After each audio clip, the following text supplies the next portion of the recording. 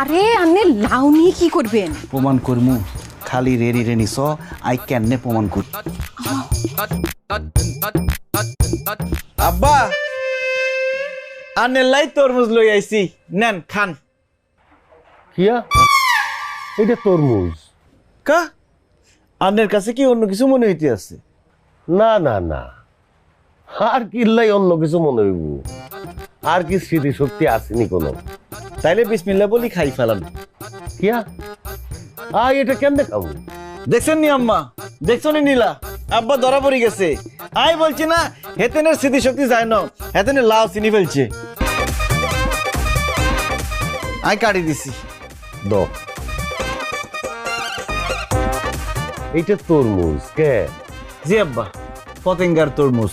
চাই দেখতেছেন না লাল রঙের। এটা লালই রইছে কে? মিষ্টি আছে, খাই ফেলান। এটা খাইতাম কে? হ্যাঁ খান।